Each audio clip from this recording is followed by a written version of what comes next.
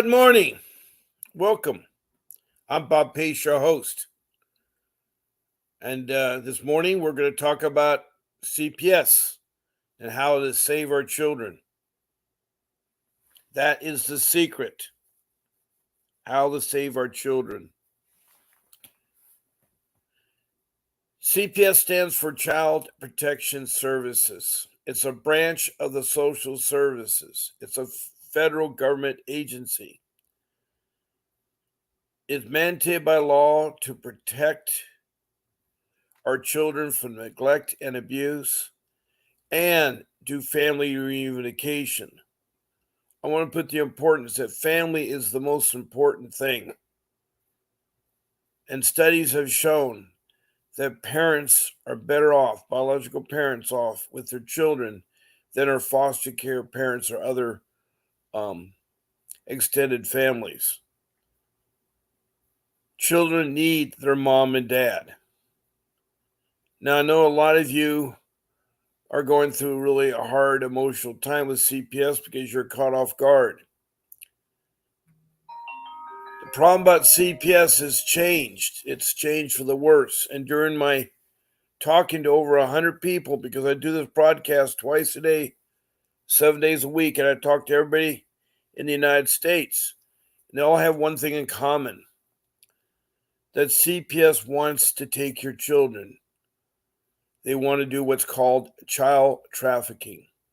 That's illegal. But they use a lot of ruse, deceptions, and lies to think that your children are in immediate danger when they receive an allegation. Now, CPS has always said that allegations are true until you prove you're innocent. It isn't like any other court of law where you're innocent until you're proven guilty.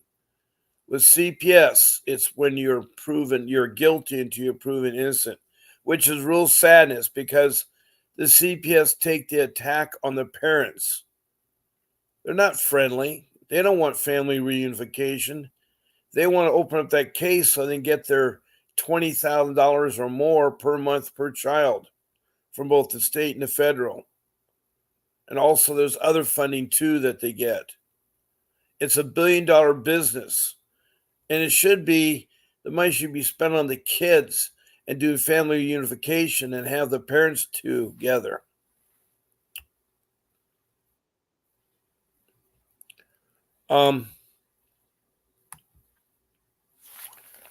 I wanted to welcome you from all over the United States and including other countries.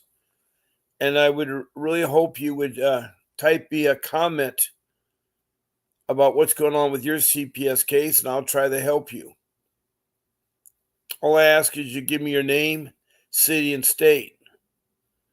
And the same thing goes for people from other countries. It's okay to text in. Because I know that CPS is bad news in other countries because I've heard from these other countries, Australia, Canada, United Kingdom, and Ghana. All you do is put the city and country, or from the United States, it's the city and state, and put your name. Now, if you want to start talking on my show or be a guest on my show, all you need to do is call 626 698 0990. That's my office phone number, and I'll ring my phone, and I can put you on speakerphone. You won't necessarily have your picture, but I can put you on speakerphone. It's 626 698 0990. You can call in. So that's the second way of communicating here. Now, sometimes I have a guest on the show, and I've had some unusual guests. One guest talked about the CPS in the military, which is a branch of service that we forget about, that they take care of their own, their CPS matters. But they are too having the similar scenario as the public CPS has. CPS is bad. If you're once in foster care as a child and you grow up and start having children of your own, CPS is going to take the children away from you. You already have a case against you when you were taken from your parents and put into a foster care home. I had a mother that had gone through so much abuse in foster care. It's wrong. It is totally wrong. I too had experience in CPS. It was a horrific experience. I had 3 children stolen from me, and then only 2 were returned. The other one was convinced or alienated from us as parents by CPS. They did, where they did the divorce of the parents and put her in foster care. I mean, it was really sad. It is so sad.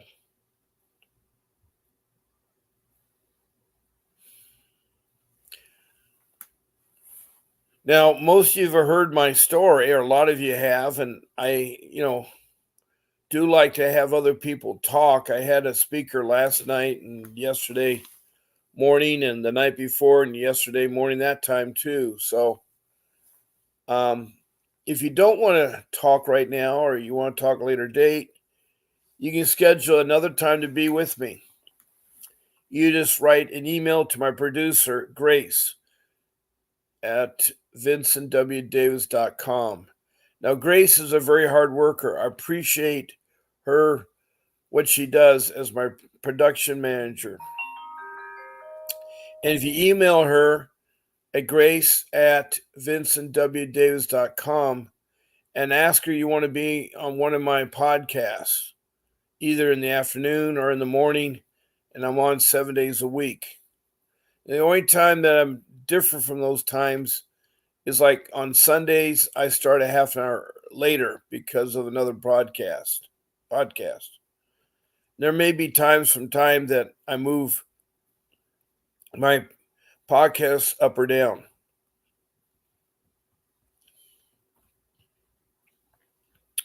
But if you send her the email and ask to be on my show, it'd be great. Now you don't have to show your picture if you want to be on my show just talking. That's fine too. That's up to you whether you want to be, have your public face or just want to just talk behind a blank screen. There's nothing wrong with that. I know how hard it is to talk about your case and how much you're going through this. This is very difficult for you right now. It was for me and still is. I have over 14 years of fighting with CPS. 3 of those years were when my kids were taken or stolen. I can't use the word taken because the way that CPS works is they will go into your home, which is illegal because you didn't give permission. They'll see something they don't like, and automatically they say, the children in imminent danger, they have to be taken now. When that happened to me and my kids, they put my children in imminent danger.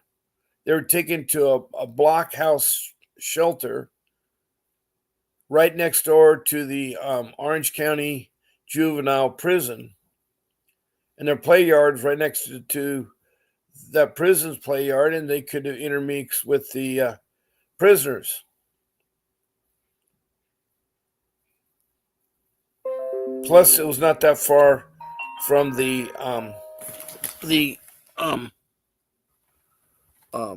courthouse, the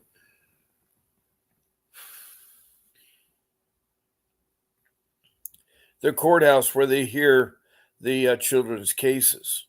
It certainly was not a place for the protected. It was dirty, filthy, overcrowded. They slept on top of each other, and their schooling was nothing more than reading a book every day and listening to the book.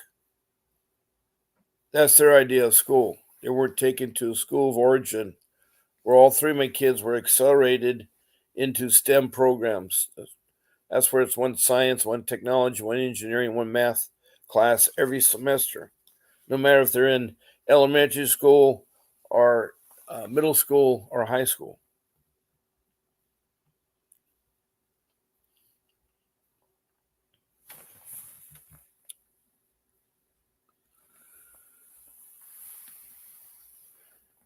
Now, I see some sad faces, two of you. If you'd like to call in and talk about your case, maybe I can put a smile on your faces, or text me that maybe I can say something that will help you. I'm not an attorney. I'm a loving, caring man, a husband of 32 years, and I have 6 children. And I'm a very hard worker, and I've worked for over 59 years. Unfortunately, in my case, I lost my job through no fault of my own in 2010. I was 6 years at the time, and when I lost the job, it was because the state of California had promised me all these construction contracts, but didn't have the funds. They're going bankrupt, so they wrote me IOUs to do the contracts at a later date. I could not start them. With that being the case, I had to close my general contracting business, and because I have to pay my people, you can't expect people to wait in the hopes that you'll get some money. And this is wrong because the state is using public funds, which they shouldn't have, to keep their system afloat. I guess that's the way of doing creative financing. But that was a real tragic moment in my life, losing a job, because I've always worked all my life. I started working when I was 15. And so it was very hard for me to understand, why they stop or do what they do. But it is really, really, really, really, really hard. I went to banks to ask for a loan.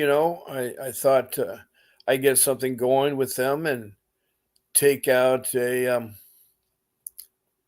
credit line, and the bank said no. We just had failed in 2007, and we don't trust anybody. And so I was left with no money to get those contracts going. It was the hardest thing in my life to swallow. Meanwhile, if you have a family, you have to cut out some things that you and the family do. And one of the things we did was go to Disneyland, as much as we could. It was a nice entertainment for the whole family. Their expense of doing the season passes was getting way too much, something I couldn't afford. It was really too expensive for a season pass at Disneyland. And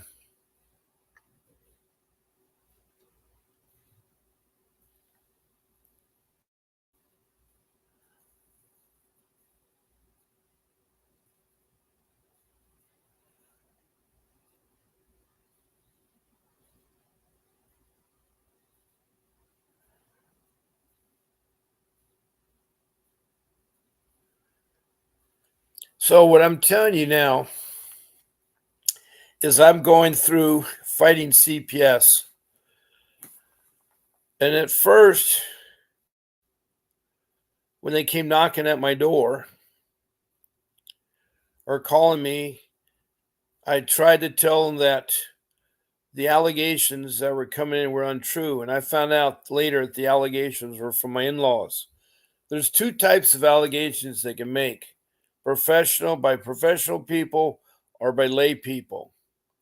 Now, professional people are your doctors, nurses, policemen, school teachers, counselors, etc. And they are required by law to call in any suspect of neglect or abuse. And most of the time, the cases are true. Now, the other kinds of people, the lay people, they have a tendency to make up stories. They're not true. They may be retaliation against another family member. In my case, it was several family members calling in so they could get our children. They never liked us having our children. They never liked us because they never showed up at the wedding. They never showed up at the wedding. But they're good enough for the 3 years to make up stories, to badmouth me, to try to take the children away from me and my wife. We want them desperately. We care for our children. Now, I mentioned 6. The three that I'm referencing are three young ones. The older ones are well over age of 30. So I'm not talking about the older kids. I'm talking to younger kids that were 9 and 12 and 15 at the time they're brought into the system. It's terrible. It's the most terrible thing to have, or nightmare, to have a government agency that you believe in turn out to be shysters, liars, deception, do child trafficking. I mean, they're just a bad entity.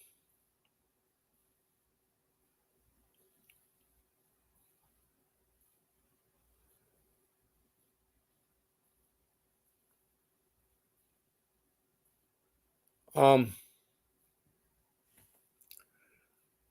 One thing you got to do is be careful not say anything to them. When you talk to a social worker, you open yourself up for them to use that what you say to them against you. Also, you do not let them in your home. It's your castle. It's your right. You have constitutional and civil rights, and one is your home is your domain. The other one is your children. They cannot take your children. You probably say, well, they took mine. That's because you gave it to them. Well, the policeman was standing there. That's because you let that policeman intimidate you. Did they have a warrant to take your children? They have a warrant to enter your home? If the answer to those questions are no, then they couldn't take your child. And was your child really in imminent danger? That's why they had to take it? I mean, their definition of imminent danger is, I guess, if the child looks at the social worker, they're in imminent danger. I don't know.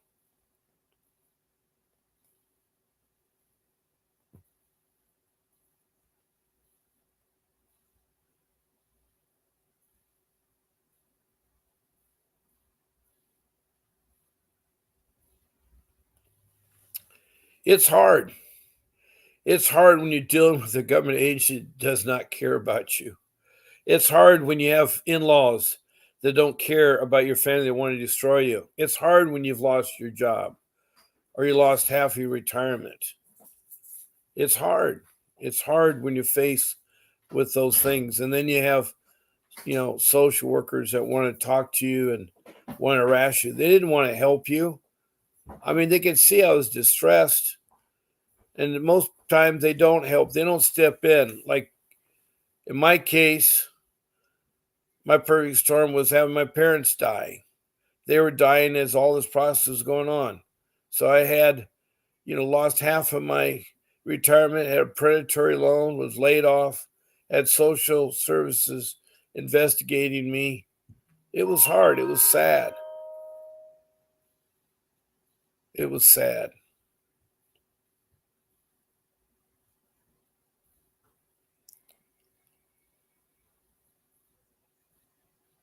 Now, okay, we have somebody that typed in a message here. Lee Minna. Um, Lee Minna, glad to have you here. I don't know what city and state you're from. Um, I have a hard time at times thinking about my own case. That's why I don't like talking about it. Because my case hurt me. Hurt me so bad that they stole one of my children, never gave it back to them. They had my girl, my young girl, our girl, divorced us as parents, changed her name,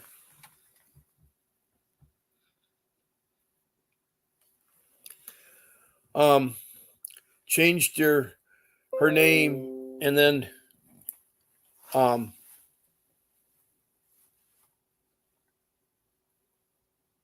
sealed her birth certificate up. Sealed her birth certificate. And that is hard. That is really, really, really hard to seal their birth certificate.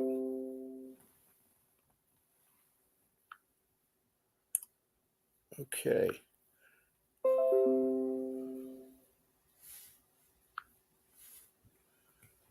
Okay.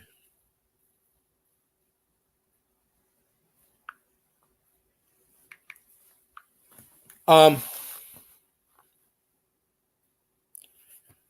One thing you have to really do, and that's my rule number one, is you need to get an attorney. You're dealing with a kind of a mess, like, say, a doctor, you have to do something to your heart. It needs a valve replacement. Are you going to have a lay person do it? Are you going to have a beginning doctor do it? No, you're going to get a professional who's gone to school, is educated, taken the classes, and done an internship, and further mentor someone to become a really good doctor. That's what you need to do here in this case. CPS is a nightmare. It's full of spaghetti. Um, you're going to go through. It's like Alice in Wonderland. You fell in a rabbit hole, and you come across many, many, many, many doors. And so, um, with that being said, you need to have someone that knows how to fight CPS, that is a trial attorney, that has won cases, that has sued CPS and won civil suits. The person I'm talking to is Vincent W. Davis. He's a longtime attorney, dependency, family law, juvenile attorney that will get your kids back, and you'll be glad you have him. I had to get him. I waited too long. I waited for a year before I got him. I tried to do this all on my own, and that's the number one mistake. So, rule number one is you need an attorney. And even the girl last night that was talking about her case got an attorney. It's very, very important that they get that. You get that attorney.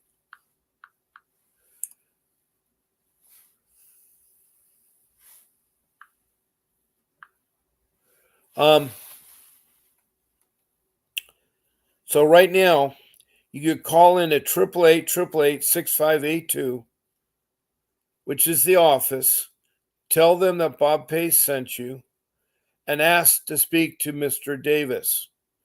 Now, right now, he's offering a consultation for 30 minutes at $49.99. That's $50. He'll talk to you at $49.99. And he will give you strategies of how to fight CPS and get your children back. And I'm sure after you talk to him, you're going to want to retain him. And he'll talk about your retainer. His retainer is based on how difficult the case is, how long it's been going on, and where the case is. He's in Southern California, but he'll do Northern California and any of the 50 states in the country. He's a fighter. He will win. So please call him at 888-888-6582. That's really, really important.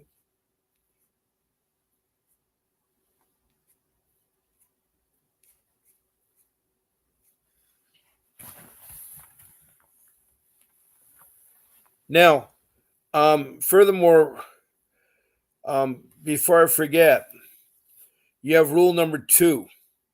Rule number 2 is where you have a notebook and you write down all your notes about your CPS case. You'll need this information later on. You need to organize it by putting the date, the time of the incident, who was involved in the incident, the policeman, the parents, the children, the social workers, and then what was the incident about? They came into your home, they took away your children, so forth. And then the outcome. Now, you may not know the outcome for some time, and so it's really important when you're doing that.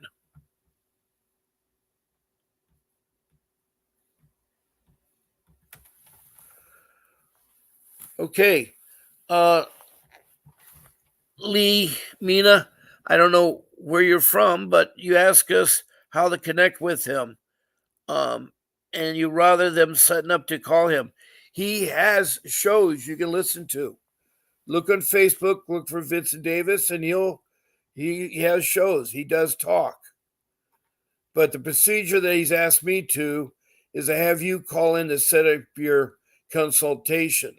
He's very busy. If you can imagine, CPS is one of the biggest cases in the world. I mean, it is a nightmare. It is a mess. It's so corrupt. There are every day thousands of cases. The newest case out right now is the Nickelodeon children that have been molested, neglected, and abused while they're doing their children's show. That's the latest things. Where was CPS watching those kids? Were they helping them?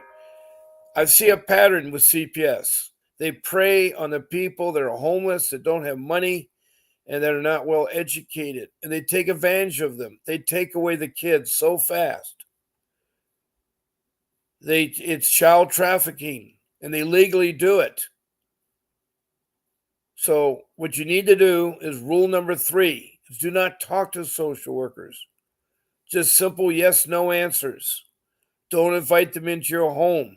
Do not give them permission. It's your constitutional right not to allow people into your home. Same thing goes for the police. Just yes, no answers. Don't invite them into your home. The only time a policeman can come in your home if there's imminent danger, meaning there's a gunfire going off or the children are being slammed against the wall or there's domestic violence so bad, they can come in. Same thing with social workers. Now, if you're having children at the hospital, don't let them take your child from the hospital. They have to have a warrant. They have to have a warrant to take your children or they come into your home. The hospital should not allow caseworkers to get a child just at birth with the blood and stuff still on them. It's wrong. They do that all the time where they take a child out. And they don't think about the mother. They don't think about the child. They just want their money. They just want their money there. So I'm telling you is that you need to say no. And you need to see a warrant. If they want to search your home, they have to have a warrant. And what I would recommend you doing is don't even open the door. Don't even talk to them. They'll leave their card, whoever it may be. Also, that is a warning sign that you need to contact an attorney right away. You need to call somebody. And right now, I have Mr. Davis who will talk to you. So if you're just starting to open your case, talk to him, because if you allow them in their home, they'll see what they're seeing there and they'll take advantage of that. They'll take advantage of what you said. They'll take advantage of what you said. So you need, if you love your children, you need to protect them. And sometimes having your children staying with family members that are far away until this thing settles down or until you get an attorney is sometimes a better way to go, because they will trick you. They will trick you. They tricked me in my case. And I tried to fight them. I tried to fight them from top to bottom. I went to the director, who his office in Southern California is like the Taj Mahal or the Emerald City in the Wizard of Oz. It's so gaudy, so rich. And the supervisors and him, so went in one ear, went out the other. They didn't listen. They didn't care about your constitutional rights or your civil rights. They used trickery to get into my home. They love to use police. And they dupe the police to think the police are doing the right thing. But they're wrong in what they're doing. Police do intimidation. If you see somebody with combat boots and a uniform on, it's going to be hard. It's going to be hard. Because, I thought I trusted the government agency. I thought I could trust the police. But in my case, it was going nowhere. As I say, I lost half my salary, in 2007 when the banks were going down. And what I mean by half my salary, half of my retirement, because it was invested into the stocks and bonds, and they were dropping. And the banks were collapsing because of the predatory loans. And I had a predatory loan. In fact, I filed a lawsuit on predatory loan and won. But that didn't help me with my home, And when I got laid off, that was really hard because you have mortgage payments you have to pay. And so it's very hard when you have to make those payments. Now, I noticed one thing is that at first I very limitedly talked to them and I would diffuse all the allegations. Like family members were reporting that we didn't have gas or electric running or no water running. I show them the utility bills where I was paying for them. And so I'm telling you that it's very, very disturbing when you have these allegations. And there's two ways allegations are made: one by professional, one by lay people. In my case, it's lay people. Professionals are schools, are teachers, counselors, doctors, lawyers, policemen. They're required to by law. Anybody working with children required by law to report it. And then the other one is a lay person, family, friends, relatives. Hi, Jessica. Welcome. I know you've been on before, but if you could tell me uh, your city and state, be much appreciated. And Lee Minna, I don't know what city or state you're calling from, and I'd love to hear about your CPS case. I'd love to see how I can do that.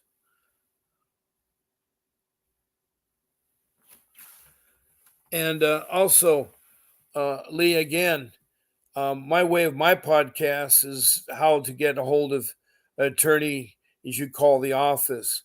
Now, Mr. Davis does have a podcast, and he will talk. He will talk. Okay, Jessica, you're from West Covina.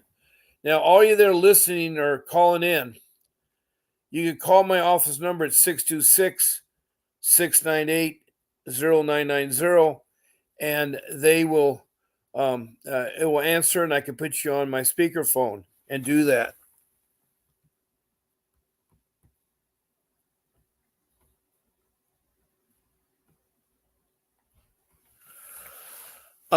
With all due respect, Lee, I'm trying to do my best here, and as I say, the best way to connect with Mr. Davis, or if you don't, if you want any other lawyers, you're going to have to call them yourself.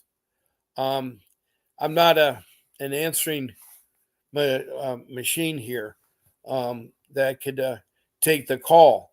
I say if you want to talk about your case, you can talk about your case. Call in at 626 698 0990. Again, I don't know about your CPS case, Lee, or what city or state you're calling from, but love to hear from you. Now, all you that are listening out there, I feel for you. I know the hurt and the pain that you're going through. They don't have any respect for parents. They do stupid things. At first, you have the allegations come in. Then you're coerced to meet them and open up your home. And as soon as they do that, they're going to say your children are in imminent danger and they have to go. And they want to put them in foster care. You know, they do all kinds of alienation, and they'll try to alienate your kids from you as parents. And that's against the law. You don't alienate people. Now, after they may gain entrance and they take your children, they're supposed to put your children in a safe space, temporary, to have a safety meeting where you meet with the social workers and have a list of family members that your kids could stay with. Or, when they have that family meeting, they're also supposed to do something with the Native American Indian children called ICWA. It's the Indian Child Welfare Act. And that was passed to protect Indian children because CPS was trafficking these Indian children too much. Every case was Indian child, and every case was taken from their parents. So what they've done now is CPS must contact the tribe, one of the federal recognized tribes, and see if they're registered as an Indian member or could be registered. And if so, they'll turn them over to the Indian family. And the Indian family will put them, will take care of them and help them get their back together and do the family reunification. Right now, it is not working with CPS and Native Indian children.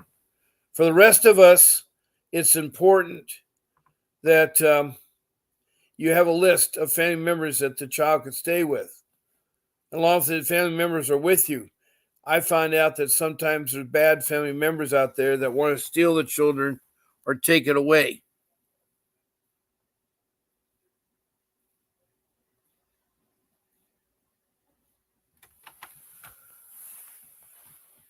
So, um,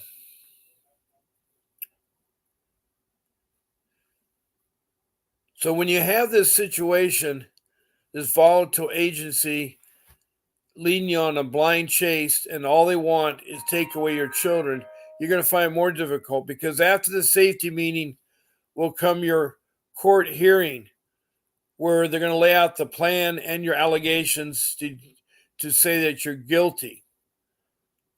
Now, before all that happens, you need to get an attorney. They will give you an attorney for the case in dependency court, because it's constitutionally law. It says you have to have be given an attorney if you can't afford one. And that attorney you get as a public defender is going to be worthless. You'll find out that the courts are corrupt, and that the attorneys are corrupt. They're all everybody's palsy-walsy in court. My court case was a joke. It was a kangaroo court. The judge himself had nothing to do with CPS or children or family reunification. All I knew about is how to do property damage, car repairs, and so forth. So it's real important that you get to know the attorney you have there.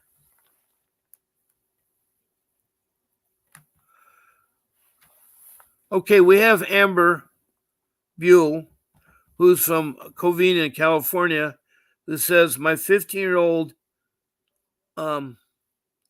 accused me of beating her up, which was a lie. CPS believed her over me and tore my family apart. Then, when they figured out she was lying, the judge refused to reverse his findings, which opened the door for the state to go after me for domestic violence. And they railroaded me too, even though I had witnesses and proof I did nothing to my child. Okay, now here's a mother and who has been accused of domestic violence. That's a criminal act. That's not a CPS act. It's not handled in domestic court. Dependency court. Domestic violence is held in criminal court, and it is a felony. And there's two types of domestic violence. There's physical and verbal. Arguing in front of your kids is verbal abuse, and you should never argue in front of the kids. If you're arguing with your spouse or someone else, you should take a time out, walk away, and come back to it after things have cooled down. You should not sit there and argue or yell in front of the kids. Physical abuse is when they're punching each other, throwing each other around. Again, you don't want to do that in front of the children. You don't want to do that, period. That's a timeout. You need to stop what you're doing there. Because if you are charged with domestic violence, it is a misdemeanor. It's a serious crime, and you have to go through a lot for that. So I'm sad that this Amber from Covina, California, is that she said that she improved there. Now, Amber, I don't know if you had a judge or not on your case. An attorney on your case. I don't know if you're using a public defender, but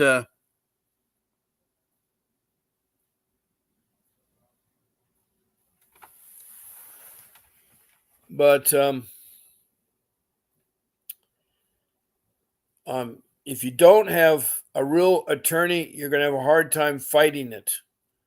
Plus, CPS will say that is a criminal matter, and when the criminal matter is resolved, then they'll deal with your CPS matter. They love to delay. They love to keep your children in check. Now, Lee, if you made a phone call to my office, 888-888-6582, and asked to schedule a consultation, you haven't done so, then all I ask you is to give me your location, phone number, and I will text Mr. Davis personally and tell him that you've been ignored. I will do that, Lee. So you need to think about that.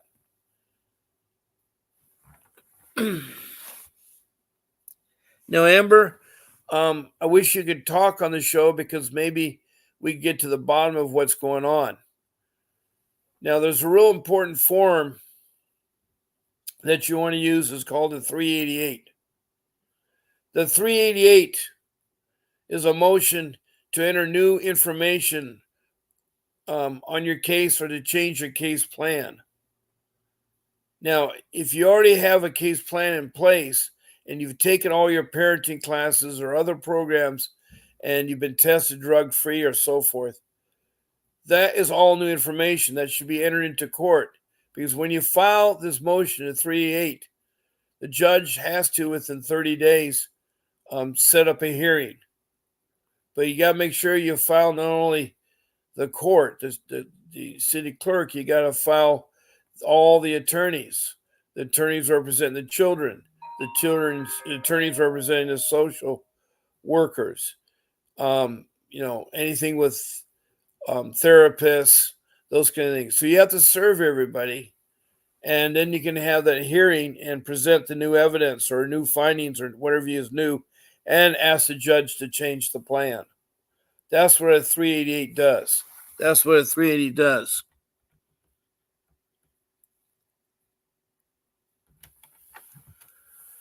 So, Amber, where are you at on your case now? You said that you've been accused of domestic violence you're innocent of. Have you had your trial yet to prove you're innocent? And it will take an attorney to do so. It cost me about $5,000 to do something like that. I know that's a lot of money. But you need to get that off so you can deal with the CPS case. Again, if you have an attorney, it's the easiest way to resolve your matter. An easiest way to resolve your matter on that.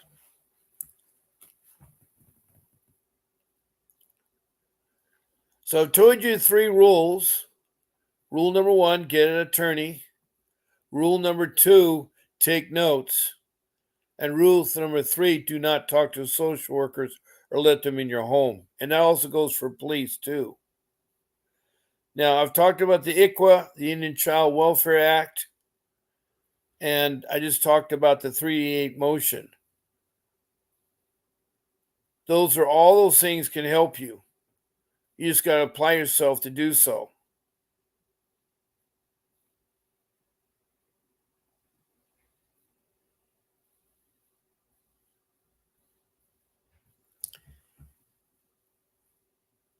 Now, after you have your 3-8 hearing, you should be able to change your plan and you should be able to get your children back. Now, there's different places that your children are placed. At first, they may be put in a shelter or a hotel with a social worker watching them at the hotel. Now, if they're put in a shelter, that's not a good place, especially when I was down in Southern California. It was terrible. It was a terrible place. My children were not safe there because there was a juvenile prison yard that was right next to their yard. So they could easily talk to the inmates there, the juveniles.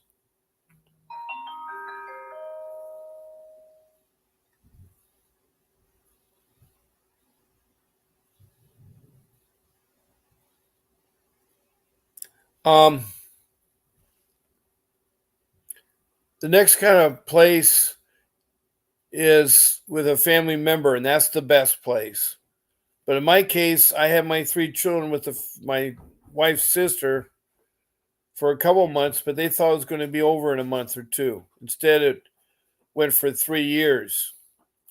So then they're placed in what's called a group home. Now, a group home was being run in Southern California by Boys Town. They had bid the place from Olive Crest, who had it before.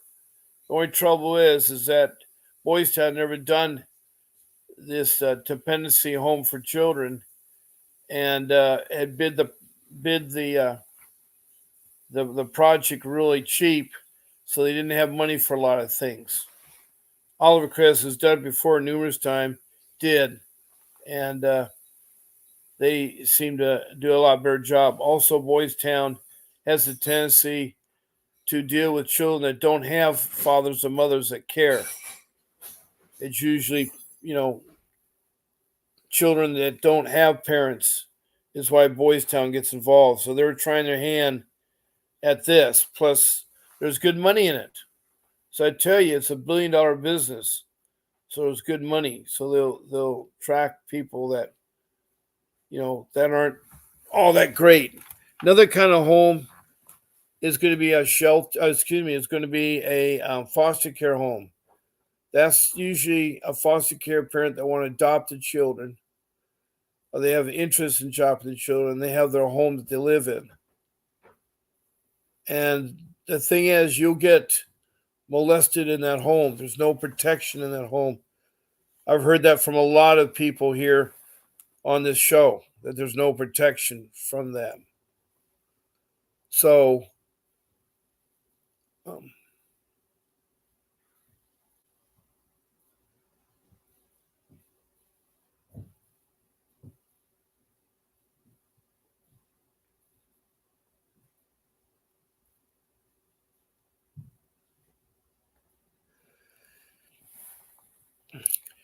now, this foster care home that my child was put into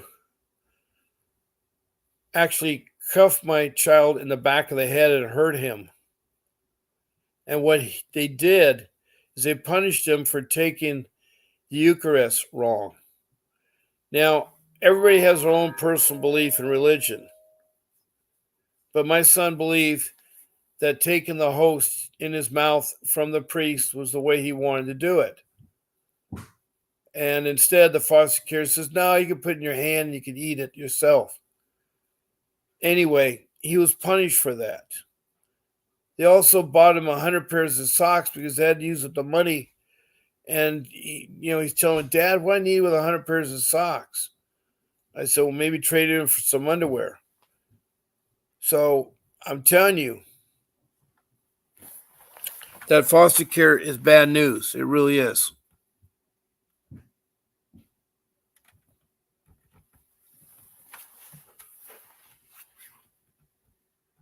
Now, we're more than halfway through the show. I want to mention again about our attorney, Vincent W. Davis. Please call in and schedule a consultation with him. He's very busy.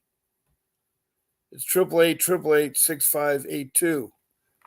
If you don't get the schedule visit, please let me know. Give me your phone number and I'll text Mr. Davis. I can text him directly. I know how to get a hold of him. And so, one of you, Lee, had said that you hope that somehow that you get in touch with Mr. Davis. I'm trying to tell you how you can. And that is by just calling the office at 888-888-6582. Ask the office, I want to schedule a time with Mr. Davis for consultation with my CPS matter. Say you want 30 minutes and you'll pay the $39.99 special.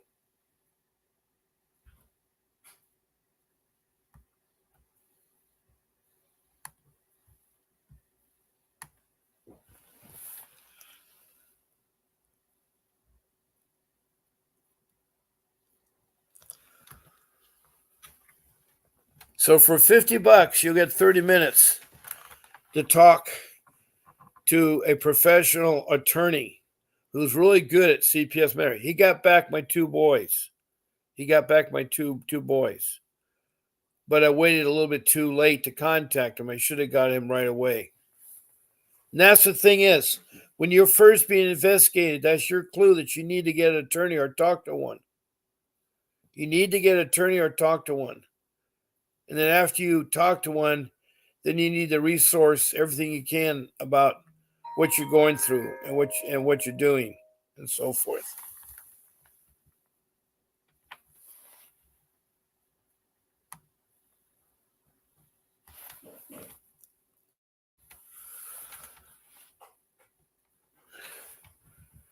Further, I'd like to remind everybody that if you want to be on the show as a guest speaker and talk, all you do is email my producer, Grace, at vincentwdavis.com. That's Grace at vincentwdavis.com. It's at the bottom of my screen.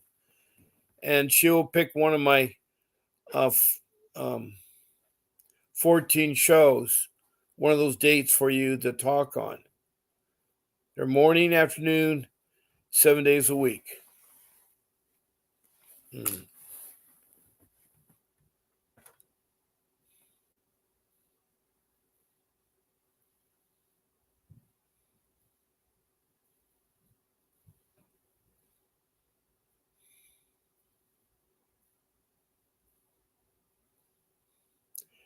Now, you have to be careful when you're dealing with CPS. The less you say, the better off you are. And go on the advice of your attorney. He'll tell you what to say and not say, and what to do and not do. Because I'm telling you, without an attorney, you're going to have you won't be able to solve your case. You'll not be able to solve your case. And I hate that to happen to any one of you because I know how much you love your children. How much you love your children. Now, the ones that are listening, did you have any other comments you'd like to make with me? I'm open to help anybody that has a comment or two that'd like to talk. Or if you want to call in, there's still time enough to call in to the show.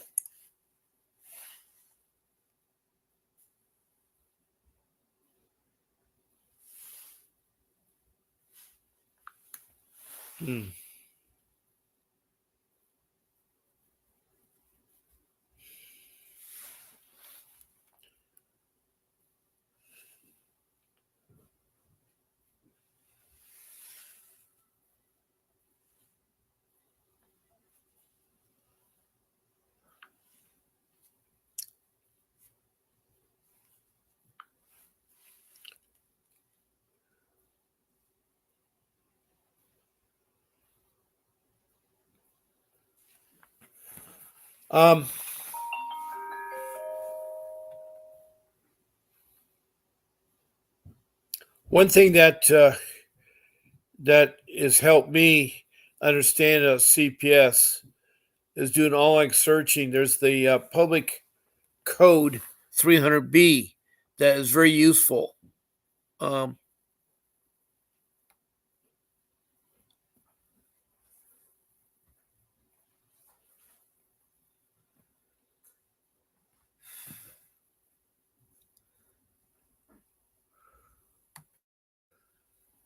Now, this code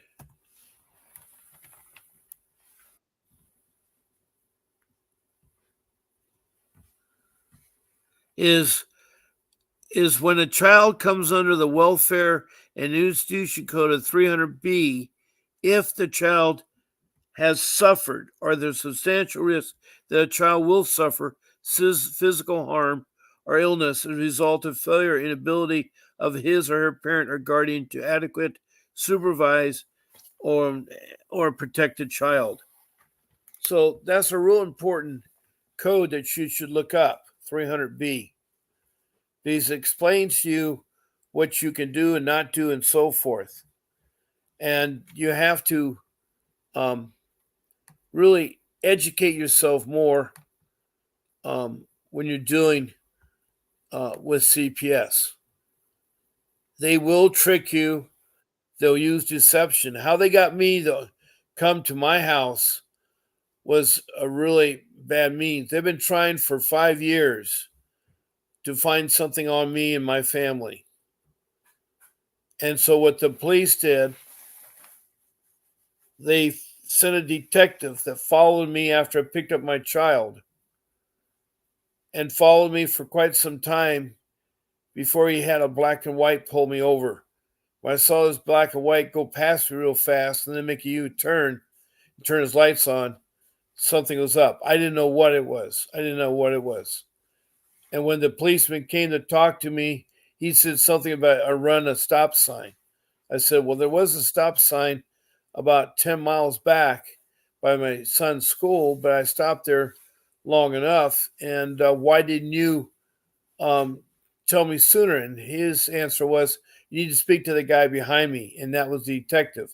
And the detective wasn't pleasant or friendly. He says, you need to come to your home.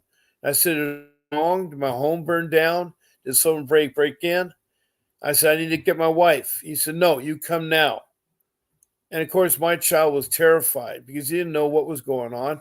I didn't know what was going on. I come to my home, and out front there are, 5 firemen, 3 social workers, 2 code enforcement, 2 uniformed policemen, and the detective. Why do they need all these people? Why do they need all these people? I mean, what was I hiding stuff? And so I didn't know about the warrant, or you have to have a warrant before they can get in your home. So I allowed them in my home. I gave them permission. And when they came in, they found that my children were being neglected because I had my family's belongings. So my mom and dad were dying, and I was sorting through them and sending them off to relatives and so forth. And because I had the boxes of my parents' things or furniture stacked, they said that could have harmed the children. They were grasping at straws. They were trying to find something that wasn't true. They were grasping at straws, and they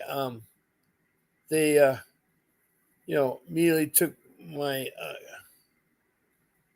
my children because they said they're in imminent danger. Imminent danger. How do boxes or furniture put the children in imminent danger? That's what I don't understand. And they're notorious to make up stories, make up lies, to take your kids from you. I think it's very, very sad when they want to do that.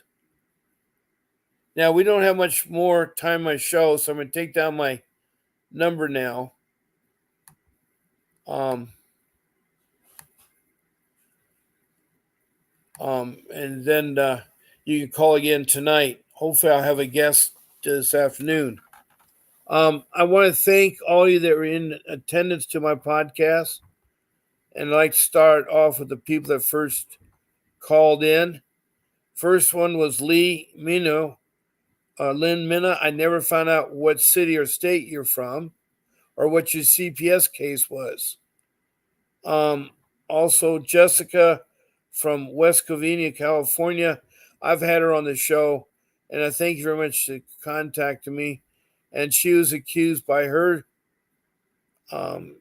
She was accused. Let me see here. No, that was the third person, Amber Bell, who is accused of beating up her 12-year-old child. And that was wrong there. I have no city or state for Amber, but I'm really sorry to hear that. Well, I have less than a minute left. Again, I want to thank all you listeners, all the people that give me thumbs up and smiley faces and hearts and stuff. Thank you. And that I will see you again tonight at 7 o'clock p.m. Pacific Standard Time. Keep fighting to get your children back. Keep fighting. Good luck in the new year. Best wishes. And God bless you all. And this is Bob Pace